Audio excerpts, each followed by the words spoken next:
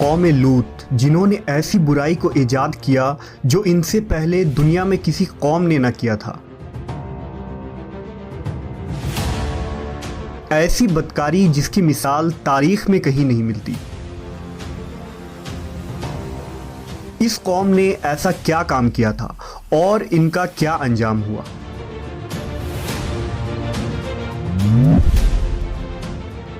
حضرت لوط علیہ السلام اللہ کے ایک برگزیدہ نبی تھے۔ آپ کے والد کا نام ہاران تھا جو تاریخ کے بیٹے تھے۔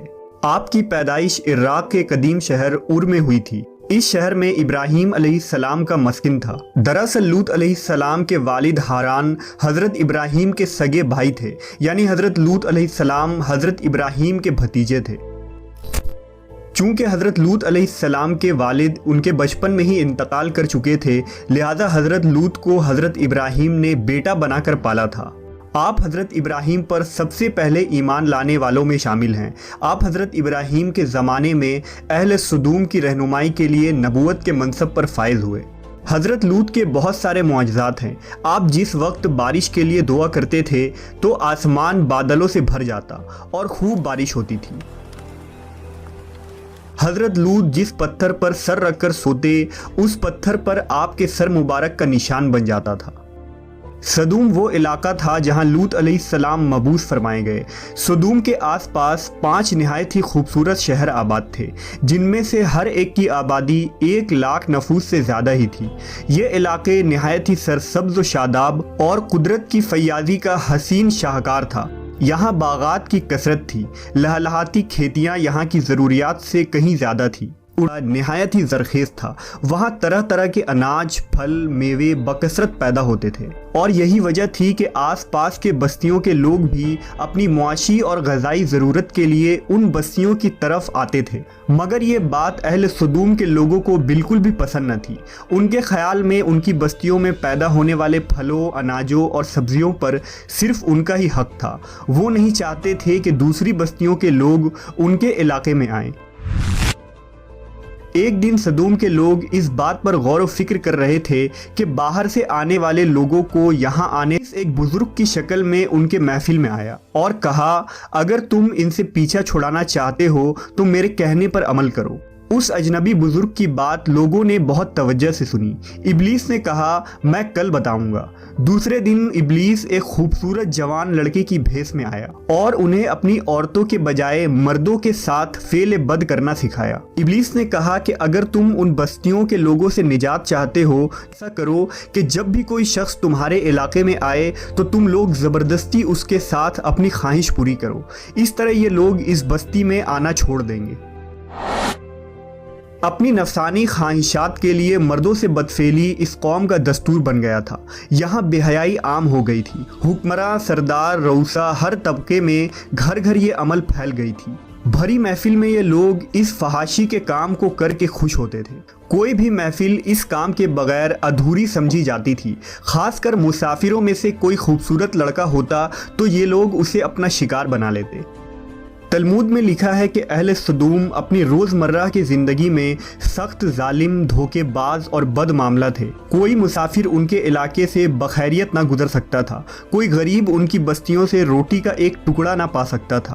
بارہا ایسا ہوتا تھا کہ باہر کا آدمی ان کے علاقے میں پہنچ کر فاقوں سے مر جاتا اور یہ اس کے کپڑے اتار کر اس کی لاش کو برہنہ دفن کر دیتے۔ اپنی وادی کو انہوں نے ایک باغ بنا رکھا تھا جس کا سلسلہ میلوں تک پھیلا ہوا تھا۔ اس باغ میں وہ انتہائی بے حیائی کے ساتھ اعلانیہ بدکاریاں کرتے تھے۔ حضرت لوط علیہ السلام نے انہیں توحید کی دعوت دی اور بدکاری کے اس گھنونے عمل سے توبہ کرنے کا حکم دیا۔ حضرت لوط نے کہا، تم بے حیائی کیوں کرتے ہو؟ کیا تم عورتوں کو چھوڑ کر لذت حاصل کرنے کے لیے مرد کی طرف مائل ہوتے ہو؟ حقیقت یہ ہے کہ تم احمق لوگ ہو۔ حضرت لوط اہل سدوم کو دن رات واعظ و نصیحت کیا کرتے، لیکن قوم پر اس کا کوئی اثر نہ ہوا، بلکہ وہ بہت فخریہ انداز میں یہ کام کرتے تھے۔ انہیں حضرت لوط کا سمجھانا بھی برا لگتا تھا، لہٰذا انہوں نے صاف صاف کہہ دیا کہ اگر تم ہمیں اسی طرح برا کہتے رہے اور ہمارے کاموں میں مداخلت کرتے رہے تو ہم تمہیں اپنے شہر سے نکال دیں گے۔ حضرت لوط نے نصیحت و تبلیغ کا سلسلہ جاری رکھا، لہٰذا ایک دن اہل سدوم نے خود ہی عذاب الہی کا مطالبہ کر دیا۔ اللہ تعالیٰ نے اب تک ان کے اس بدترین فحاشی اور بدکاری کے باوجود ڈھیل دے رکھی تھی، لیکن جب انہوں نے حضرت لوط سے ایک دن کہا کہ اگر تم سچے ہو تو ہم پر عذاب لے آؤ، لہٰذا ان پر عذاب الہی کا فیصلہ ہو گیا۔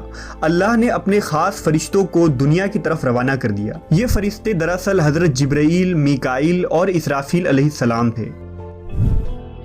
پھر یہ فرشتے حضرت لوط علیہ السلام کے گھر تشریف لے آئے۔ حضرت لوط نے جب ان خوبصورت نوعمر لڑکوں کو دیکھا تو سخت گھبراہٹ اور پریشانی میں مبتلا ہو گئے۔ انہیں یہ خطرہ محسوس ہوا کہ اگر ان کے قوم کے لوگوں نے انہیں دیکھ لیا تو نہ جانے وہ ان کے ساتھ کیا سلوک کریں گے۔ حضرت لوط کی بیوی کا نام وائلہ تھا، اس نے آپ پر ایمان نہ لایا تھا اور کافروں کے ساتھ تھی، لہٰذا اس نے جا کر اہل سدوم کو یہ خبر دے دی کہ لوط کے گھر نوجوان لڑکے مہمان ٹھہرے ہوئے ہیں۔ یہ سن کر بستی والے دوڑتے ہوئے حضرت لوط کے گھر پہنچے۔ حضرت لوط نے کہا، اے قوم، یہ جو میری قوم کی لڑکیاں ہیں یہ تمہارے لیے جائز اور پاک ہیں۔ اللہ سے ڈرو اور مجھے میرے مہمانوں کے سامنے رسوا نہ کرو۔ کیا تم میں سے کوئی بھی شائستہ آدمی نہیں؟ حضرت لوط کی بات سن کر وہ لوگ بولے، تم بخوبی واقف ہو کہ ہمیں تمہاری بیٹیوں سے کوئی حاجت نہیں، اور جو ہماری اصل چاہت ہے اس سے تم بخوبی واقف ہو۔ قوم لوط کے اس بے شرمانہ جواب سے اندازہ لگایا جا سکتا ہے کہ وہ فعل بد میں کس حد تک مبتلا ہو چکے تھے۔ جب حضرت لوط علیہ السلام کی قوم ان کے گھر کی طرف دوڑتی ہوئی آئی تو حضرت لوط نے گھر کے دروازے بند کر دیے اور ان نوجوانوں کو ایک کمرے میں چھپا دیا۔ اس بدکار لوگوں نے آپ کے گھر کا گھیراؤ کیا ہوا تھا اور ان میں سے کچھ گھر کے دیوار پر بھی چڑھنے کی کوشش کر رہے تھے۔ حضرت لوط اپنے مہمانوں کی عزت کے خیال سے بہت زیادہ گھبرائے ہوئے تھے۔ فرشتے یہ سب منظر دیکھ رہے تھے۔ جب انہوں نے حضرت لوط علیہ السلام کی بے بسی اور پریشانی کا یہ عالم دیکھا تو حقیقت سے پردہ اٹھاتے ہوئے یوں فرمایا، اے لوط، ہم تمہارے رب کے بھیجے ہوئے فرشتے ہیں، یہ لوگ ہرگز تم تک نہیں پہنچ سکیں گے۔ ابھی کچھ رات باقی ہے تو اپنے گھر والوں کو لے کر چل دو اور تم میں سے کوئی شخص پیچھے مڑ کر نہ دیکھے۔ اہل سدوم حضرت لوط کے گھر کا دروازہ توڑنے پر بضد تھے، لہٰذا حضرت جبرائیل علیہ السلام نے گھر سے باہر نکل کر اپنے پر کا ایک کونا انہیں مارا، جس سے ان سب کی آنکھوں کے ڈھیلے باہر نکل آئے اور بصارت زائل ہو گئی۔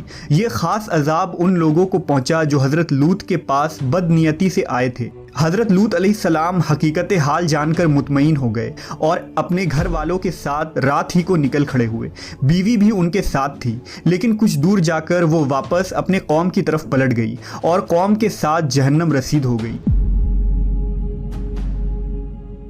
صبح کا آغاز ہوا تو اللہ کے حکم سے حضرت جبرائیل نے بستی کو اپنے پر سے اکھاڑ دیا اور پھر اپنے بازو پر رکھ کر آسمان پر چڑھ گئے، یہاں تک کہ آسمان والوں نے بستی کے کتے کے بھونکنے اور مرغوں کے بولنے کی آوازیں سنی۔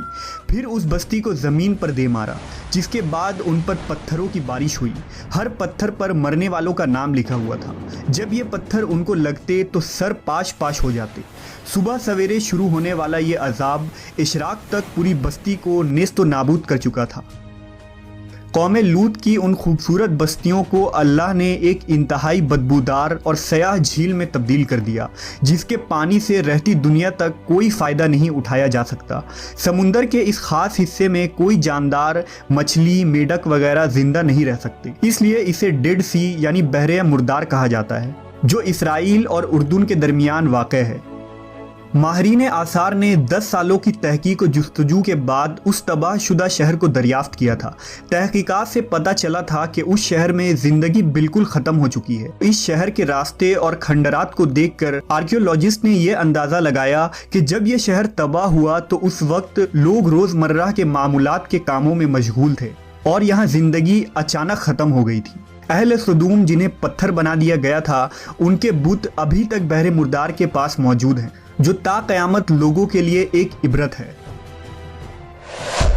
آج یورپی ممالک میں انسانی آزادی کے نام پر اس بدکاری کی اجازت دی جاتی ہے اور اس فحش عمل کو فخر سمجھا جاتا ہے، مگر حقیقت یہ ہے کہ ہم جنس پرستی بالکل فطرت کے خلاف ہے، جس سے انسانی معاشرہ تباہ و برباد ہو جاتا ہے۔ روایتوں کے مطابق ایک مرتبہ حضرت سلیمان علیہ السلام نے شیطان سے پوچھا کہ اللہ کے نزدیک سب سے بدترین عمل کیا ہے؟ ابلیس بولا، جب مرد مرد سے بدفعلی کرے اور عورت عورت سے خواہش پوری کرے۔ حضرت ابن عباس سے روایت ہے کہ رسول اللہ صلی اللہ علیہ وسلم نے فرمایا کہ اس شخص پر اللہ پاک کی لعنت ہو جو قوم لوط والا عمل کرے۔